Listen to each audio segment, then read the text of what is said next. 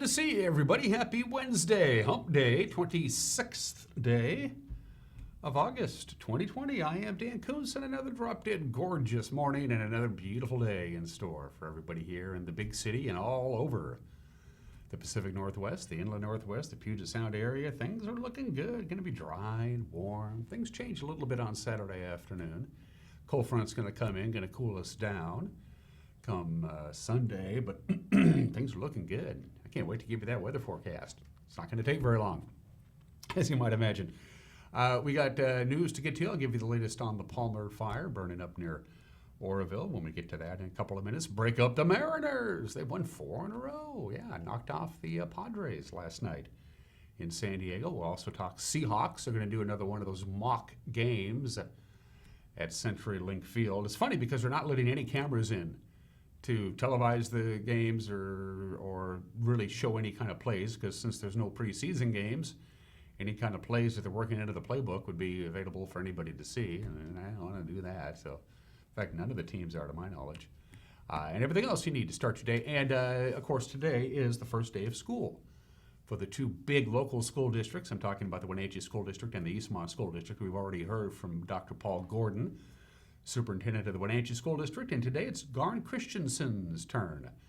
Dr. Garn will be my guest in the back half of the hour to talk about how Eastmont and the Eastmont School District is ready to ramp up for another school year remotely. That interview with Dr. Christensen will air in the back half of the hour. 60 degrees right on the button, clear skies. Let's get going. What do we got out there? We got that. Oh my, it's just beautiful. First person I saw yesterday at the office, first thing they said to me is, man, I love this weather. And I said, I do too. PTZ camera by the cross is zoomed back, tilted up a little bit. Look how blue this sky is, how sharp the shadows are. Days, of course, are getting shorter. We're losing about 3 minutes of daylight a day. Sunrise was at 6:13 this morning. That was 2 minutes later than yesterday. Sunset tonight, 7:51, which is 1 minute earlier, so 13 hours and 38 minutes of daylight. For the record yesterday, we hit 86, and it was a beautiful day. And we got a good one for you in store. Good morning to the Wenatchee Valley. All right, it's now Megan's Choice time. And she says Stamen Flats is a nice place to visit, and I can't disagree with her there. Hi, Stamen Flats. It's good to see you in the mighty Columbia. What you're looking at is a huge swath of Douglas County right along the Columbia River, and some beautiful houses right along the Columbia River. That would be a nice place to live if I had a lot of money. I don't. Still gorgeous, though. Yeah, good stuff there. Wenatchee Valley way down there in the distance. Good view from Stamen Flats right along US 97A. Camera number 3. It's off to see, I'm going to say Billy Goat. That's Blag Mountain. Wow. Come on, Dan. Stay with it. That's not Billy Goat, you doofus. I meant Blag Mountain. That's high above downtown Peshastin, Washington, United States of America. Why did I say Billy Goat? That's not Bill. I meant Blag Mountain. There's still some snow way off in those in the distances there. Beautiful view from Blag Mountain. I like that one. Good stuff. Camera 4. Let's take a look at Cole's Corner, correct?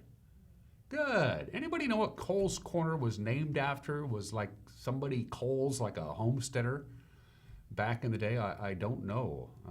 If you do know how Cole's Corner got its name, let me know. The high-tension power lines running that electricity off to places unknown. That's the only way I can tell it's Cole's Corner, is by that incredible view there up in the Lake Wenatchee area. Good to see you. Thanks for joining us this morning to the north of us in the Upper Valley. Beautiful views at 4 minutes after the hour. 2 slides to show for you. First of all, for the rest of the work week, we got no complaints. Highs will be mostly in the 80s. Here in the Wenatchee Valley, we're going to be in the lower 90s, really, for today. Probably right on into Friday. Friday looks to be the warmest day of the week. Saturday will still be warm and dry, but then winds are going to be picking up with the arrival of a strong cold front, which is going to move in very late in the day, Saturday night into Sunday. So get ready for that. So it's just going to be very pleasant. We really don't need to worry a great deal about smoke. We're kind of out of that range of smoke from the Palmer fire and the other area fires. I'm not too concerned about that. Air quality has been good. Not so much for like the Spokane area, but we're all right. And then, as I mentioned before, it's going to pick up. The winds will be picking up in intensity on Saturday, especially here for the Wenatchee Valley. Late Saturday afternoon, the winds will be coming down from the north, so it's going to take a little while for it to get here.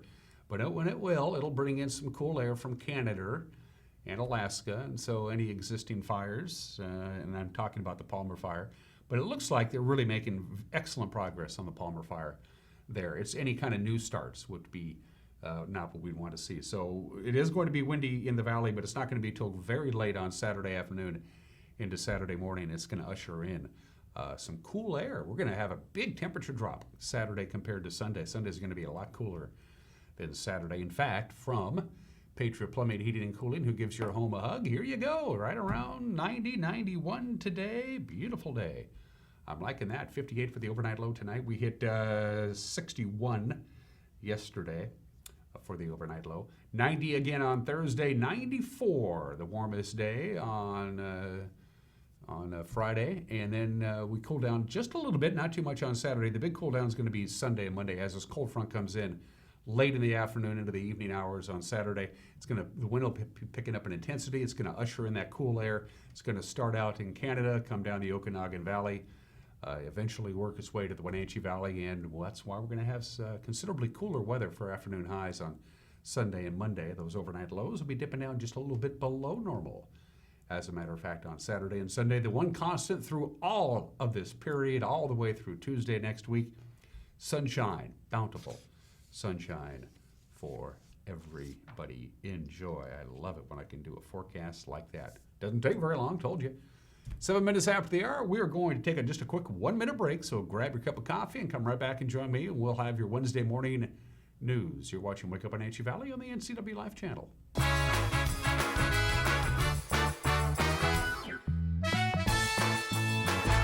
Pybus Public Market's motto is where community meets. Whether it's people, enjoying an event, or they meet a colleague for coffee and whip out their laptop and are able to actually do work here, having quick and reliable Wi-Fi is one of the things that makes Pybus such a great community hub. It just contributes to the welcoming place that we want Pybus to be. I'm Allie, and fiber keeps people connected, and that's what Pybus Market is all about. JDSA Law is a proud sponsor of these local sports broadcasts. They've been serving North Central and Eastern Washington since 1946. For over 70 years, their team of dedicated professionals has delivered quality, innovative legal services. JDSA Law partners with you to provide the finest legal advice and support as you navigate your personal and business challenges, risks, and accomplishments. At JDSA Law, they salute our local athletes and wish them well on another excellent season of competition.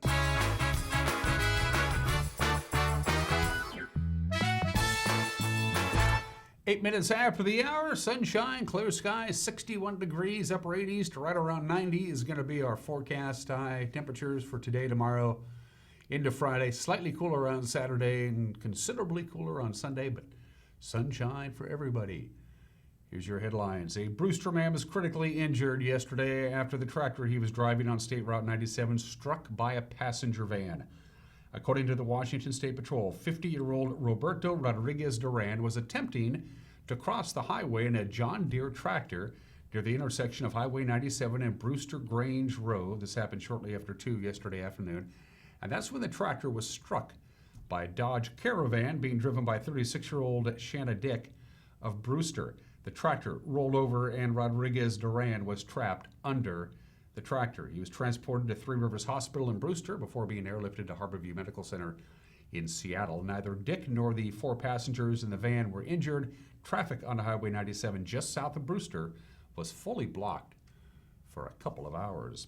Despite gusty winds yesterday afternoon, crews were able to check the progress of the week-old Palmer Fire, burning 7 miles to the southwest of Orrville. The southern edge of the fire, just to the north of Loomis, held firm yesterday, and total containment is now at 57%. The size of the fire was decreased to 17,735 acres after air crews were able to accurately map the perimeter of that fire. Crews will spend the next couple of days improving the contingency line around the fire and douse any hot spots. The town of Loomis, which was under a level 2 evacuation notice, is now at a level 1 evacuation notice, as is most of the area surrounding Wanacott Lake. Fire officials are hoping for total containment by the weekend.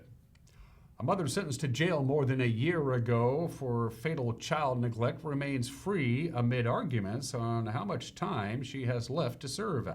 Elaine Angelica Hurd, who's now 37 years old, pled guilty to criminal mistreatment in the death of her son, Rustin Atkerson, who suffered massive brain trauma in 2017. Hurd said she never harmed the boy but failed to get him immediate medical care. A Douglas County judge sentenced her to 1 year, combining 9 months jail time and 3 months home confinement. That was because Hurd was expecting another child at the time. But Hurd spent more than 220 days on home monitoring and asked to modify her sentence because of it. Judge Brian Huber denied her request, saying she still owes about 275 days in the Okanagan County Jail, which is not accepting new bookings right now because of COVID-19. Hurd's attorney had asked the judge to reconsider the sentence.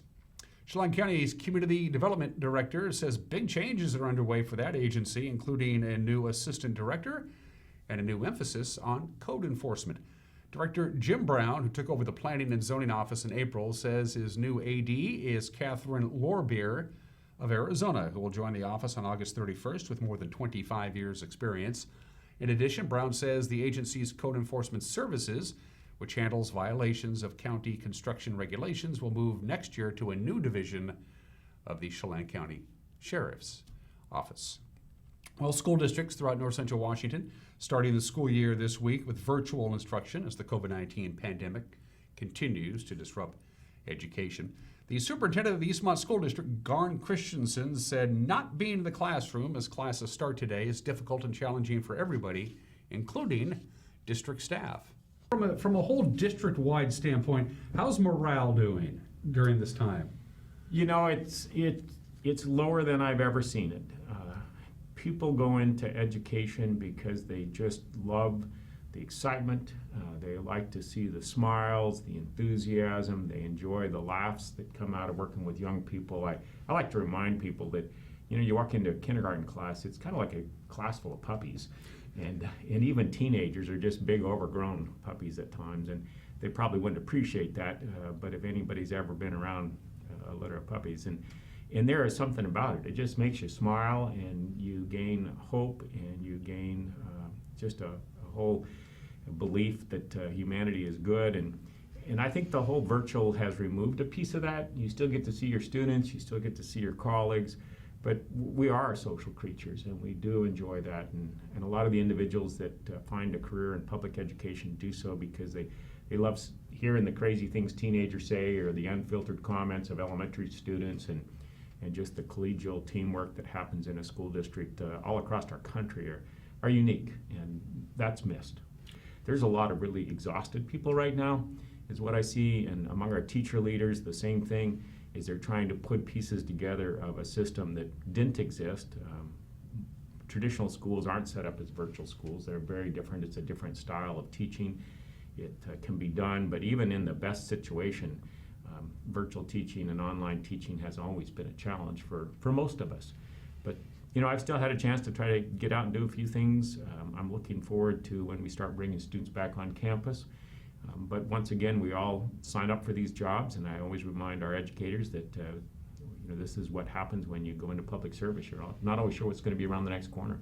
And again, my complete conversation with Dr. Christensen will air in the back half of this morning's edition of Wake Up Wenatchee Valley. And that is what's making headlines on this Wednesday. The crew will be back at it again today, gathering news, disseminating news, and deciding the things that we think you should be in the loop about. And with a preview of the Wednesday night news, here's the anchor, Grant Olson. Good morning, Dan. Coming up tonight on the NCW Life Evening News, we have obtained dramatic video of a pit maneuver by the Moses Lake Police Department in a chase with a felon this past weekend. I'll have your unseasonably warm North Central Washington weather forecast, and Eric Granstrom will have all the latest from Seahawk Training Camp in sports. That and much more coming up tonight at 5, 6, and 10 on the NCW Life Evening News. We hope to see you then. Dan?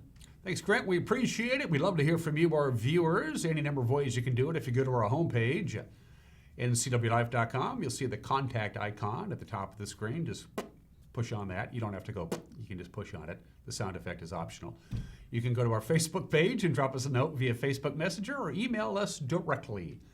News at ncwlife.com. 15 minutes after the hour, sports. Seahawks have another mock game today and break up the Mariners. They're playing some pretty good baseball. Sports is 1 minute away. You're watching Wake Up in Wenatchee Valley on the NCW Life channel.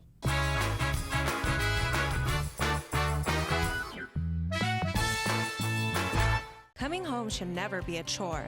Let Merry Maids of Wenatchee customize all your cleaning needs. Weekly, bi-weekly, special occasion. Do you have a vacation home that needs cleaning? We clean them too. Locally owned and operated, let Merry Maids do the cleaning while you focus on your family and friends. Merry Maids has special offers to fit your budget. Request your free cleaning estimate today. 509-663-1710.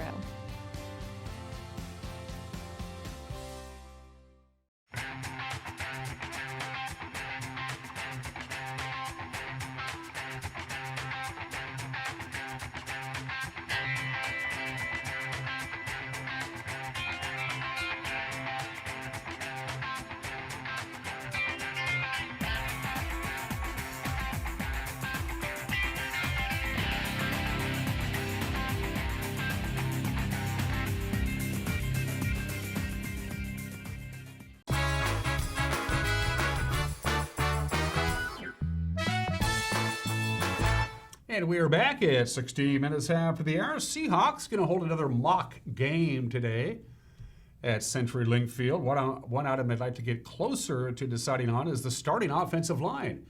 Offensive coordinator Brian Schottenheimer says there's still time for that unit to gel prior to the Seahawks' first game. They're going to get there. You know, are we there right now? I think we're close. I don't think we're there yet. There's still a few position battles that we're working our way through. What you do like about them, Jen, is the guys that we've added are all either veterans, okay, when you're talking about Cedric and BJ and B-Shell, or a guy like D. Lou that's got great football awareness, great football instincts. So, again, the center battle's been fun to watch. Those guys both competing, Ethan and BJ, and, of course, Kyle in there as well. But in terms of them getting where they need to be, we've seen a lot of really good calls and communications and them kind of fixing issues that we've had from a protection standpoint, and it hasn't been a problem. So, again, tomorrow, you know, I mean, who knows? It all depends on how the scrimmage goes. But we feel at some point, you know, we'll finalize this decision and get those guys playing together a little bit more. But right now we're still trying to compete, and it's been fun to watch these guys go day after day and push each other. Now, an important addition to the offseason has been the addition of 14-year veteran Greg Olson, the brother of Grant Olson. Well, no, not really. He played the last 9 years in Carolina, then came to Seattle as a free agent. Schottenheimer says he's made an immediate impact. Talk about football intellect. There's nothing that this guy doesn't understand, from route running, attacking coverages, leverage, all the things that normally you hear us coaches using, those words that we use that sometimes go over the player's head. He's right there talking about it. So he's been great. The football knowledge is amazing, but also the type of teammate that he is, the experience that he brings to the tight end room, which we're excited about, that room and kind of how that room's being built up. So watching him get a chance to work with Sully and some of the down the line guys like even Tyler Mabry, but he's been such a exciting guy to be around. And again, we're learning things from him. You know, we truly are. We're learning things from him, things that they did in Carolina that he liked. We've listened. He's certainly earned that right. And so it's been fun. He comes with us during a lot of our QB center things when we're doing little walkthroughs, and we're able to get quite a bit done during some of our special team stuff. Of course, as you know, COVID-19 forced the NFL to eliminate in-person off-season workouts. Olson said he tried to do what he could to learn the offense remotely, but it takes actual repetitions in practice to make it actually happen. Every rep, whether it's a walkthrough rep or a jog through practice or a full speed team, is so valuable. And finding that balance between, you can't take 80 plays every day, but you need all those reps. You need to see things. You need to mess things up. You need to, hear Russ say, "Hey, I was thinking you were going to go flatter there." You can only gain that. You can only gain the real intricacies of playing by playing. And you can study the playbook all you want, and you can ask as many questions, but until you're out there on the field doing it, that's the only way, is to mess it up or do it right and cement it and then learn from it. So that's definitely been kind of unique, wanting, chomping at the bit to kind of get every rep in practice while also realizing, I'm not 21 anymore. And neither am I, by the way, Greg. Of course, for you Seahawk fans, you can get all the latest Seahawk information, get to know the players, check out videos. Just go to their website, Seahawks.com. Mariners continue their winning way down in San Diego, 8-3 the final last night. J.P. Crawford had a big night at the plate. He went 2 for 4. He had 3 RBIs, a double, and his first home run of this season. 1 out, 1 on. Driven deep to center field. Number 1 this year for J.P. Crawford. How about dead center taking you deep? That's a 2-run blast. 4-0 Mariners. Oh, it's fun. A lot of very, very many first-year guys on our team. So, they're just trying to get settled in. They're just trying to still breathe, you know what I'm saying? We only have 30, 40 games under our belt, and, so they're just trying to, get comfortable and just be able to breathe out there. And, we're coming along perfectly. We're competing. We're in every game almost, I feel like. So, we keep doing that, keep handling our business, we're going to be good. For the Mariners, it's 4 wins in a row, and they also snapped San Diego's 7-game winning streak in the process. Marco Gonzalez battled for 5 innings, earned his 3rd win of the season, and manager Scott Service says he gets a lot of credit. One of the more professional outings that Marco's given us all year. I say that in the fact that it wasn't easy for him. I think last time out was probably as good as he's been all year at Dodger Stadium, and tonight it was a little bit of a struggle. Not quite, the same command or stuff, but they kind of had him on the ropes there in the 3rd inning. But he was able to kind of battle through it and give us 5 innings tonight, which was huge. And that's what you have to do in the nights you don't have your A game, is you keep your team in the game, give us a chance, and then our offense took it from there. So real productive night offensively. Austin Nola, again, home run, he gets 3 hits. Evan White, outstanding night. JP gets his first homer. So a lot of great things to talk about there offensively tonight against a pretty tough starting pitcher. 2 teams meet again tonight, 6:10 first pitch. Taijuan Walker will toe the rubber for the Mariners. Danielson Lamet will throw for the Padres. Let's go to the Les Schwab American League West scoreboard. From last night, Houston and L.A. split a doubleheader at Minute Maid Park. The Astros brought 10 men to the plate in the 5-run first inning in the opener. They won a 6-3. The Angels returned the favor in the nightcap. They scored 4 runs in the first, and they won 12-5. And down in Texas, Stephen Piscotty's 3-run double highlighted a 5-run 7th inning. Oakland beat the Rangers 10-3. And those are just some of the games that people are playing on this Wednesday, the 26th day of August, and we celebrate National Cherry Popsicle Day today.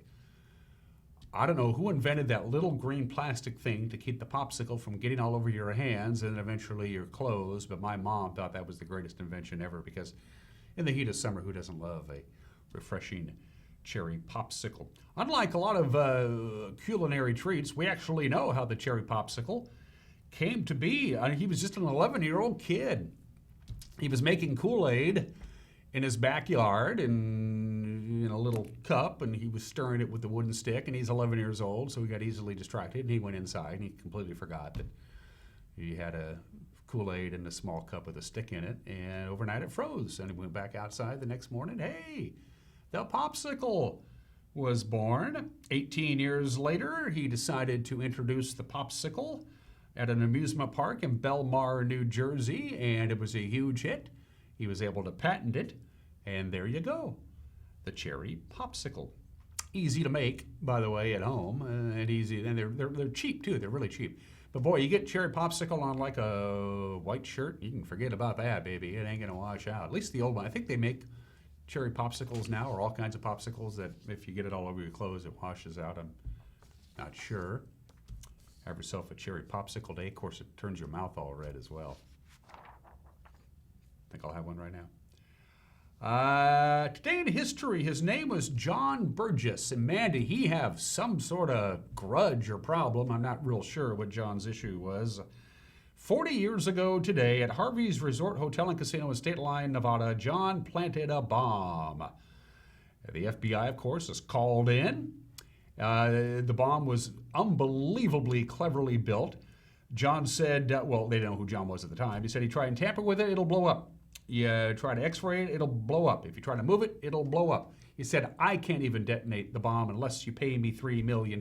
So they moved everybody out of the way. The bomb had 1,000 pounds of dynamite in it. So everybody out of the pool at Harvey's Resort Hotel and Casino in State Line, Nevada. They had to close the casino. They had to shut off the gas main. The FBI went in and looked at it, and they said, man, this guy really knows how to build a bomb. If we're gonna disarm it, we're gonna have to disarm it right here at the casino. So they moved everybody out. They sent the robot in to detonate the bomb, or at least take a look at it. The robot, and then, well, there she goes. Yeah. John Burgess said, told you so, you goofballs. You tried to detonate it, it's gonna blow up. You try to x-ray it, it's gonna blow up. You try to move it, it's gonna blow up. And, well, it blew up. As you might imagine, every window at the Harvey's Resort Hotel and Casino blew out all over the place, including some neighboring casinos as well. They eventually caught John Burgess, by the way. When you make off with 1,000 pounds of dynamite, somebody, you can't go to the local hardware store and buy 1,000 pounds of dynamite. It's traceable. And they found John, and he was convicted, and he was sent to prison. Whew. Ouch. I still don't know what exactly John's problem was. By the way, he never did get his $3 million, not surprisingly. Harvey's Resort Hotel, State Line, Nevada. Don't go gambling there. One birthday for you today. At one time in my entire life, did I ever complete a New York Times crossword puzzle to the end. The endorphin release was phenomenal because the guy responsible for editing the crossword puzzle for the New York Times, considered the crossword puzzle of crossword puzzles, is Will Shortz. He's 68 years old today. Every once in a while I try and tackle the New York Times crossword. I can't do it. I need crossword clues like Singer Presley, you know, or state next to Maine. That's the kind of clues I need. Will Shortz, who continues to frustrate me. Happy 68th birthday to Will Shortz, and I'll pass it. I got all the way through one New York Times crossword puzzle, got them all right. I was so happy. I thought, I got this down. It took me like 5 days to do it. I would do it and drop it and do it and drop it. Felt good, though. I'll try it again one of these days. 28 minutes after the hour, we're going to take a break. Mike McNally's got an opinion, because he always does. And then my conversation with Dr. Garn Christensen, the superintendent of the Eastmont School District. Today is the first day of school remotely. How's Eastmont handling it? We'll find out with Dr. Garn when we come back. You watch him Wake Up in Wenatchee Valley on the NCW Live channel.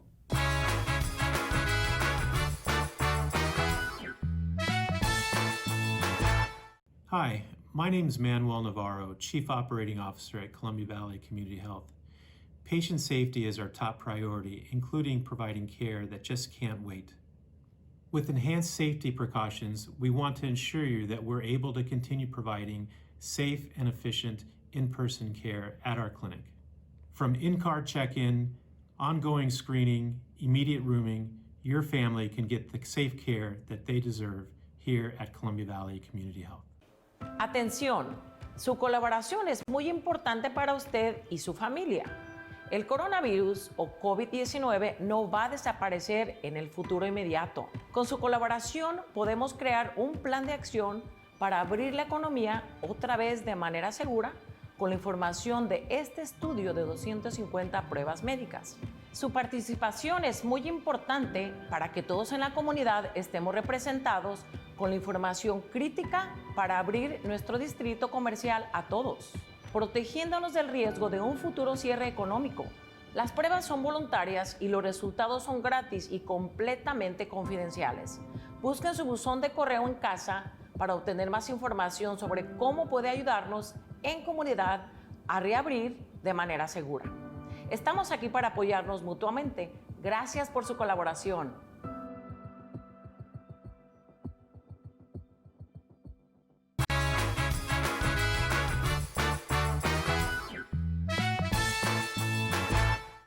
This is Mike Mad Dog Magnati, and everybody is entitled to my opinion. Now, I sometimes see on Facebook posts about pictures of police officers in full SWAT gear and the like, stating that these officers are heroes, men and women of courage, and they are. Hey, no doubt, believe me. But a lot of that, if I may say so, is just sometimes macho posing. Not in any way to show disrespect to those involved in the aggressive and potentially violent side of police work, but there's another side of police heroism. Those cops who deal with wounded victims, very often children.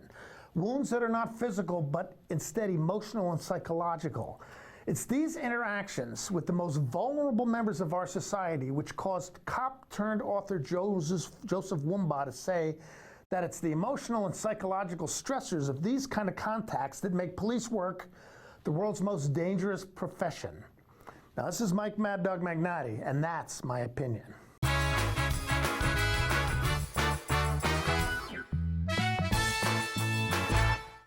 How do you know when it's time to go to Boswell's Furniture? When you know the look you love, the colors you want, but need a little design help to bring it all together. With Boswell's complimentary design service, Glenn, Buffy, and Teresa guide you until your vision becomes reality. More styles, more fabrics, and more choices of quality home furnishings fill Boswell's expansive 2-story showroom, so you can see it and feel it before you buy. Come into Boswell's and explore the endless possibilities of home furnishings. Boswell's on Easy Street. It's closer than you think. By working together as a community, we can all play a part in promoting children's well-being and strengthening families. April is National Child Abuse Prevention Month. CASA and Together for Youth are dedicated to supporting families and reducing the risk of child abuse and neglect. Join us in keeping kids safe. If you suspect a child is being abused or neglected, please call 1-866-363-4276. When you think of Doghouse Motorsports, you might think of motorcycles, but there's a lot more in this house. How about Honda power equipment? From snowblowers to lawnmowers to generators and even water pumps, Honda is the brand that sets the standards. Perhaps you need an ATV or UTV. The Doghouse has the largest selection anywhere. Did we mention watercraft and snowmobiles? And of course, we have motorcycles too. Back it up with terrific customer service and you have Wenatchee's best motorsports store 5 years running. Isn't it time for you to be in the Doghouse? Bring the whole family up to Stormy Mountain Brewing and local public house in historic downtown Chelan. Applewood smoked brisket, street-style tacos, and our award-winning barbecue rubs and sauces. Our meals pair perfectly with our exciting lineup of craft ales, made right here in Chelan. We've got room for big groups, or give us a call for catering. So grab the kids and check out the fun at Stormy Mountain Brewing and local public house located in the heart of Chelan.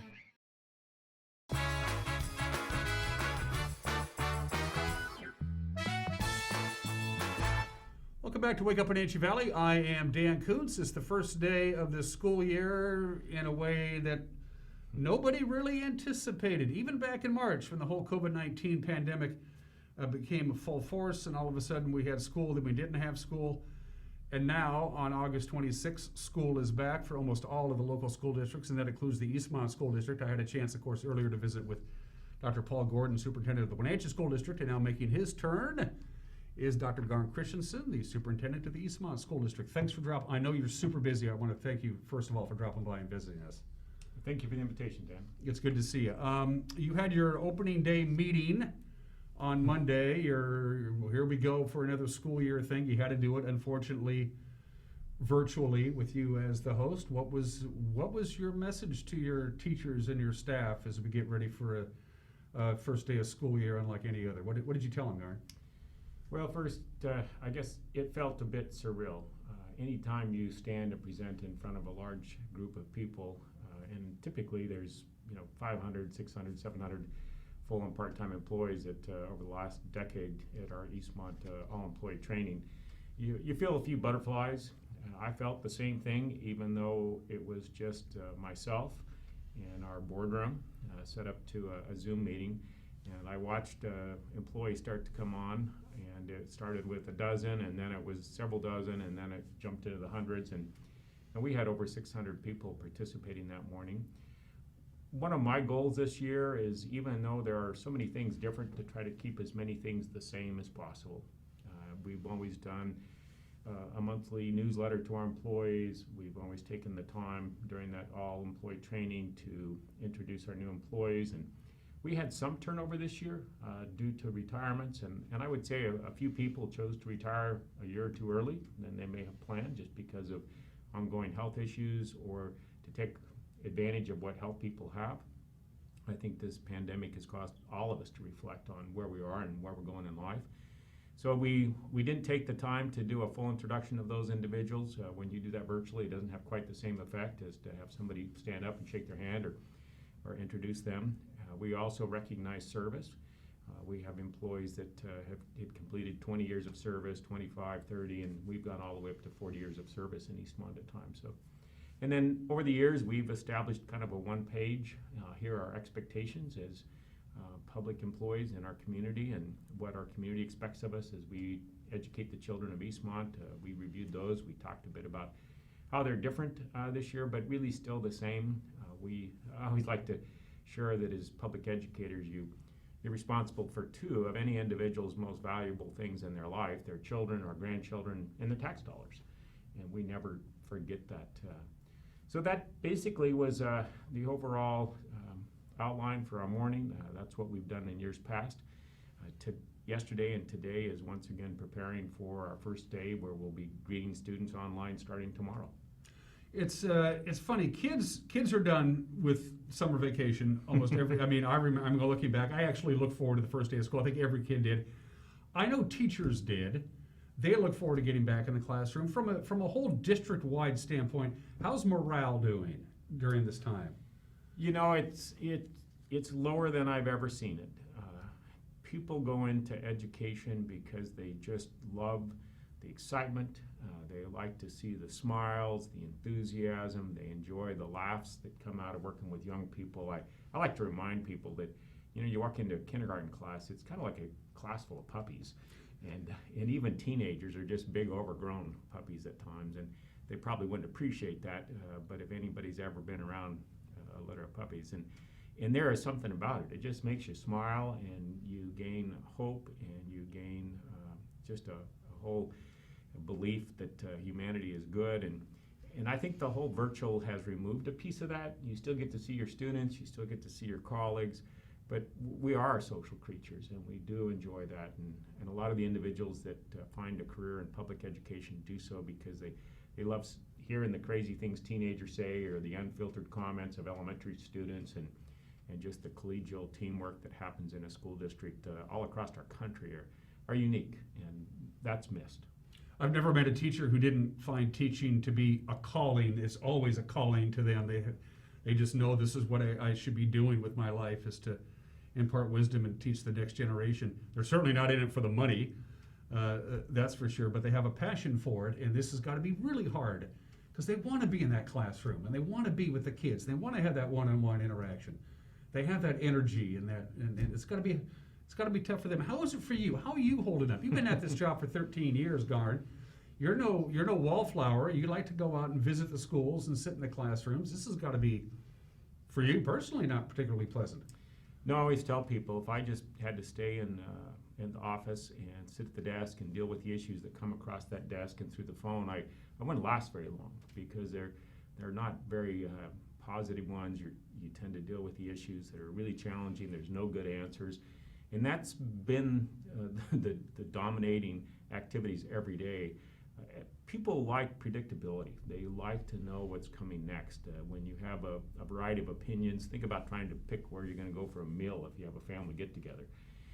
And that's what it has been like. And you know, since the pandemic hit, our leadership team, our supervisors, our principals have basically worked nonstop. And typically they do take several weeks off, and we've encouraged that all summer long. But there's a lot of really exhausted people right now, is what I see. And among our teacher leaders, the same thing, is they're trying to put pieces together of a system that didn't exist.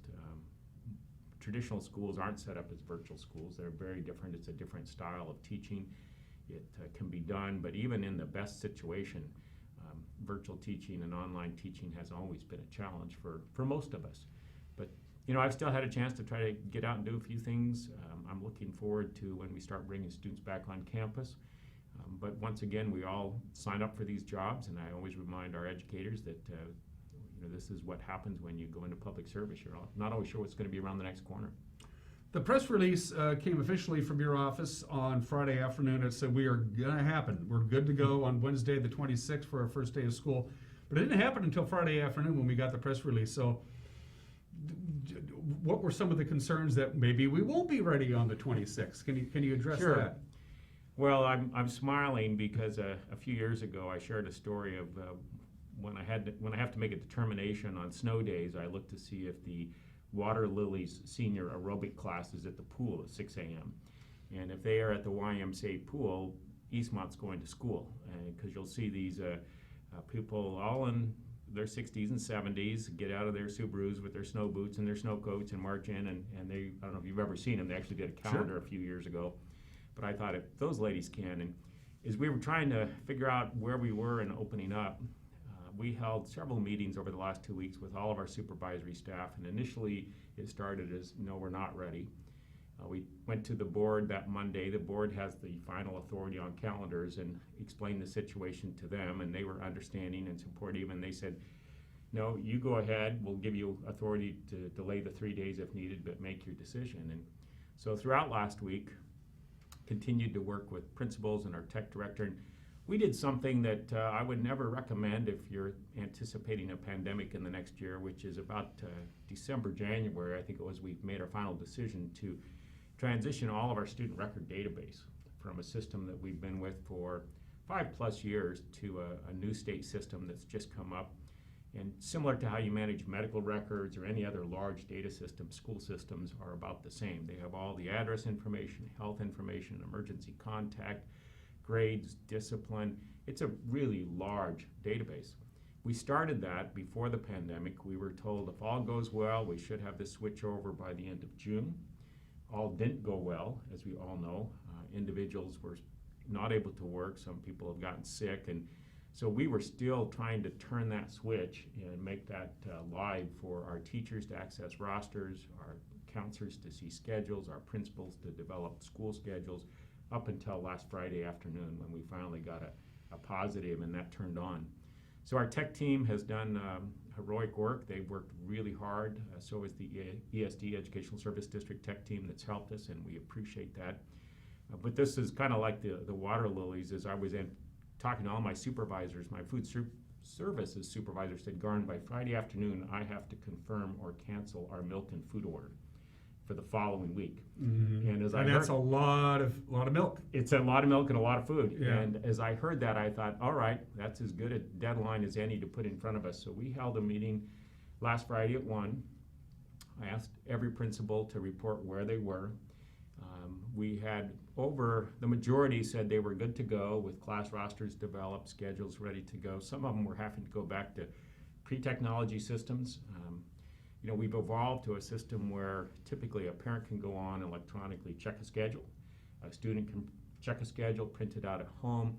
We didn't have that electronic connection in place, especially for our secondary students. So we were talking about, do we roll back to what we did 20 years ago, where we print those out, and just as students had to come on campus to pick up Chromebooks and other items to start the school year, would we do another distribution of schedules? And that, knowing that we had that ability to at least print those and do a manual distribution, we made a decision to go forward. K-7, I think, will run as smooth as can be in this situation. Our secondary schools are still working to see if they can get that electronic connection established. However, they have the paper print capability if we need to. But I know as of yesterday, they were testing it with some of our supervisor students to see if it was active and working. So that's how we came to that decision. The vast majority of the students in the Eastmont School District are in the general East Wenatchee area, but the footprint for the entire school district is quite large, almost all the way up to Orondo, out to Rock Island, and elsewhere. There are students all the way through K through 12 who simply have very little or no access to the internet at all. They live in such remote areas that hotspots and Wi-Fi simply isn't going to work. How are they going to learn, and how do you keep them from falling behind those people who have access to high-speed internet? Just on my way here, I had to stop and pick up some materials for a project, and a person at one of the local hardware stores was talking to me that has students in our district and said, you know, we have a real challenge. We're on the top of Badger Mountain, and even in the best of cases, we can rarely get internet. We've been working, our tech department, with our local internet providers to see if whether it's cable, whether it's fiber.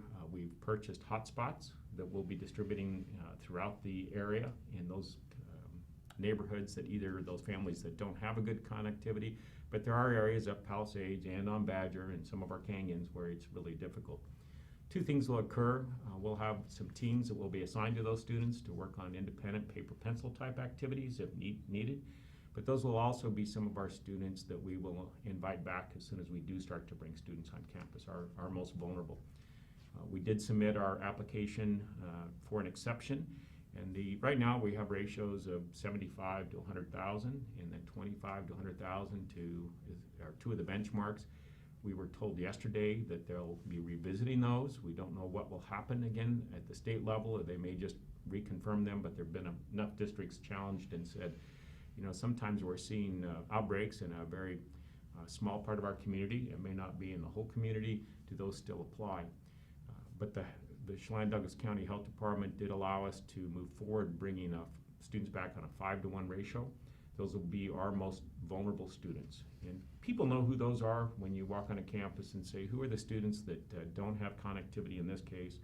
Or perhaps they may be some of our homeless students. These may be students that have instructional needs that can really only be met in person. It could even be some of our shop students. But it will be a challenging process. There'll be a lot of different opinions. However, districts across the country are using that system where we're tasked with bringing back those. And I don't know if you've seen the numbers lately, but they are going down, and that's encouraging. I share a story. I have a son in a medical system in Philadelphia, and 3 months ago he thought it was the end of the world. They had multiple stories of COVID patients in their health services towers, and he says, Dad, we have one right now. That's it. He said, this is just burned out and it's gone. And I'm really hoping that's what we experience in the next 2 months. Who knows? So the template remains the same. The kids that in K through 5 or K through 6 are the ones who need to get into the classroom the soonest, and that's your base measurement. And you want to get to a certain percentage of cases per 100,000 over the course of 14 weeks, and then maybe up to the junior highs and finally up to the high schools. But for you, from an education standpoint, it's most critical for the youngest of the kids to get into a classroom environment as soon as they possibly can, correct? It is. You know, I don't want to dismiss this is really hard on teens too. You know, a lot of teenagers tend to go through some times when they're disconnected with everybody but their teachers, disconnected with everyone but their school family. And we're hoping that as soon as we can bring them on campus. At the same time, just the logistics of bringing any gathering or group of people together right now, you know, we've got all of our educators reporting to campus this week. So we're practicing and making sure we've got our social distancing and our masking procedures, all of our PPE in place. And our PPE is different, our protective equipment, because we do have educators that need to work in very close proximity with students occasionally. Others are in the front of a class. So we have a whole range of that.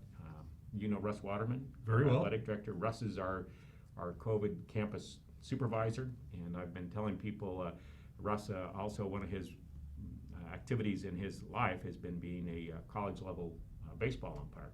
I've said we need you to put on your COVID umpire vest and be our umpire, and he's doing that every day as we get reports of potential exposures. What we're finding is, you know, throughout our community, people are having exposures at a lot of different levels, and if it involves an employee, we're obligated to work through a flow chart and look at what that requires for us as an employer.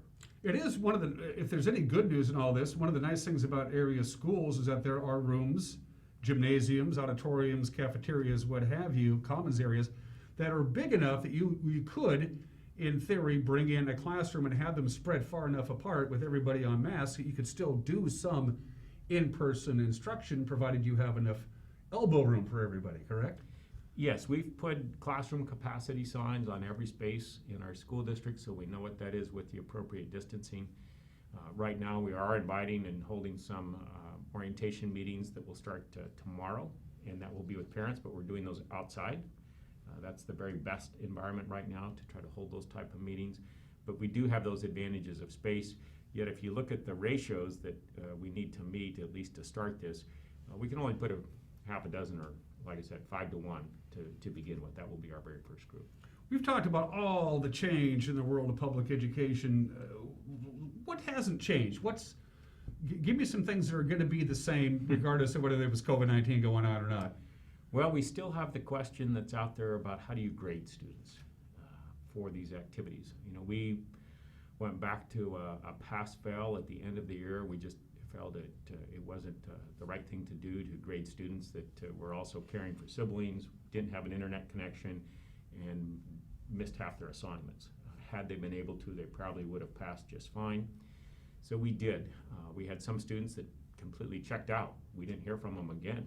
And those students are being given an opportunity to make those courses up. That incomplete will flip to a graded class. But you know, we always have educators that expect the very highest of every student.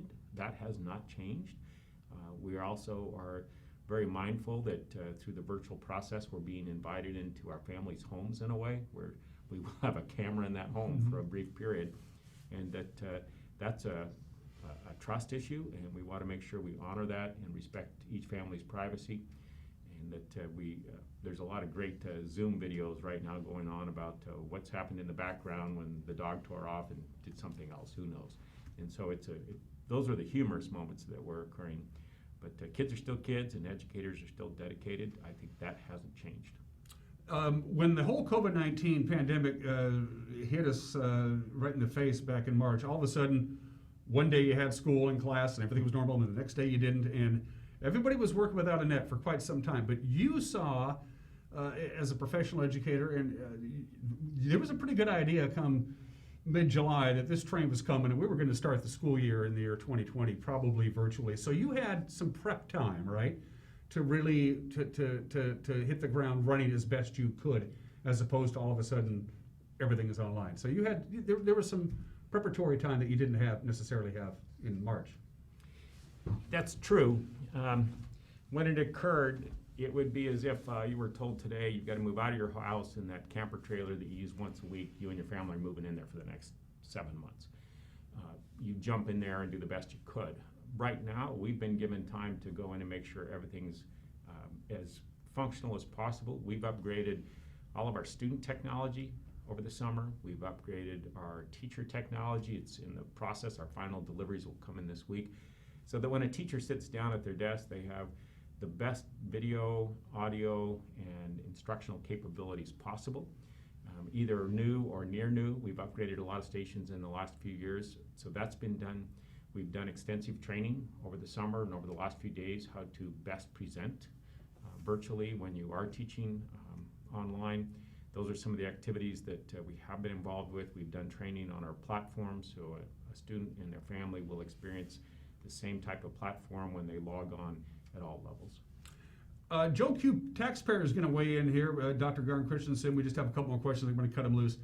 What, from a budgetary standpoint, are you spending more money on some things and less on others because of what's going on? How has this affected the bottom line of the Eastmont School District? You know, our board has an ongoing goal of maintaining good fiscal health, and they continue to do that. They always plan for the long range. They always spend for the long range, and they're asking us to do the same thing now. So yes, we have spent hundreds of thousands of dollars as we've prepared with additional technology, the necessary protective equipment. We're doing some minor modifications to buildings and work locations. Some of those will benefit Eastmont for years. If this pandemic burns out in 6 months, all this will go in a storage room and hopefully we'll never use it again. We are getting some federal dollars to reimburse us, but our goal is to maintain our fiscal health, not decimate our reserves if at all possible. There are savings. We don't have activities going right now, but our hope is to have all of that up here by the end of the year in the best of worlds. Garn, I'm going to let you have the final word. Dr. Garn Christensen is the superintendent of the Eastmont School District as we begin a new school year. Whatever message you have for students, for teachers, for parents, for the folks of the Eastmont School District, Dr. Christensen, I'll let you have the final word. Go ahead, my friend. You know, remember a year ago we were talking about how smoothly the start of last school year went, and I think we may have jinxed and caused this pandemic. You should never say things like that. We would hope that parents would give us each other a bit of grace. We know that we're going to have some struggles as we get families and students connected and working correctly. We know this is not ideal. We're really good at face-to-face instruction. We're getting better at online. It will be the best we can provide. Communication is a challenge. People have all different preferences for communication nowadays, and we're constantly developing those and trying to better meet the needs of our parents and their families. I like to remind people to have hope. We're only talking today because our ancestors have survived prior pandemics. We've been through this, and I think if we all work together as a community, if we have some patience, if we do those things that we learn over time, help prevent and maintain health, that's the most important thing we can do now. You know, schools are fundamental. If you go into a disaster zone, once they've got water and fire and some basic things working, they get their schools going. Because not only do they need to have systems functioning so parents can go back and redo whatever economies in that community, but they also need to train the future generation because it will continue. So it's very important, and it's a privilege to be in this position and serve at this time, and just continue to give us feedback. If something doesn't make sense, call your teacher, call your principal and say, here's what went on, this didn't make sense, and we'll sure do what we can to make it better. But thank you for this opportunity. Absolutely. Dr. Christensen, anytime you want to drop by and give me an update on how things are going on the school year, obviously you have an open invitation to pay me a visit. Thank you, Dan. Dr. Garn Christensen, the superintendent of the Eastmont School District. You're watching Wake Up Wenatchee Valley. We'll be right back.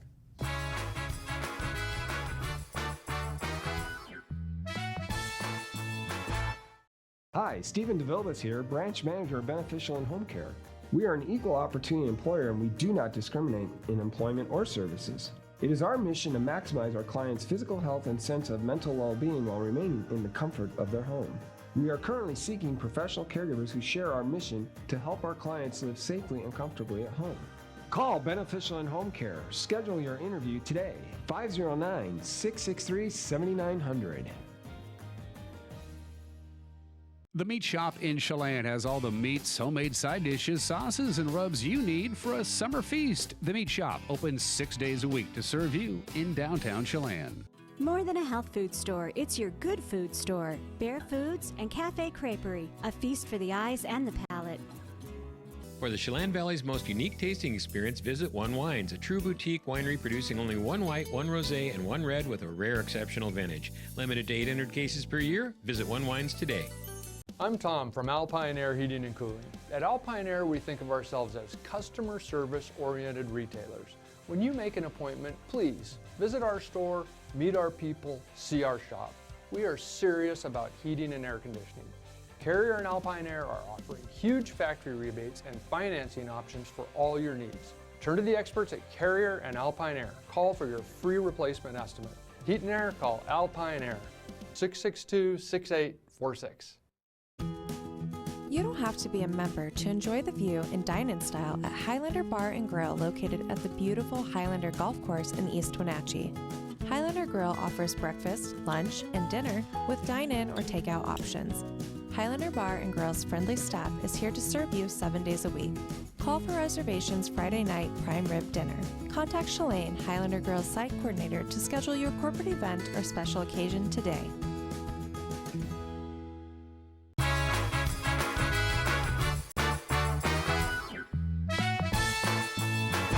And we are back. Let's wrap up this award-winning program. Well, we haven't really won an award, but let's wrap up this program with one more look at the weather forecast, which is award-winning. How's about sunshine, upper 80s to right around 90 today? Can you live with that? I know I can. 58 for the overnight low tonight. We do it all over again on Thursday, sunshine at 90 degrees. We've mentioned this over the last couple of days. There is a ridge of high pressure out there, which is why we have the sunny and warm and just beautiful weather. But it's not real big, it's not real strong, it's not particularly well entrenched, but there's really no systems out there to knock it out of alignment. So it's gonna be like one of those in-laws who come and sleep on your couch and eat your food out of your fridge. It's just gonna hang around for a while, and we're all for that. Until we get to Saturday night, then a cold front's gonna come in Saturday night. Winds will be picking up late Saturday into early Sunday. In comes some cool air from the Gulf of Alaska via Canada. We'll have some windy conditions on Saturday, blowing north to south. It's going to cool us down on Sunday, but no complaints at all. The one constant through the whole weather forecast sunshine. That's it for us. Have a good and safe Wednesday. We'll see you tomorrow. Take care. Bye-bye.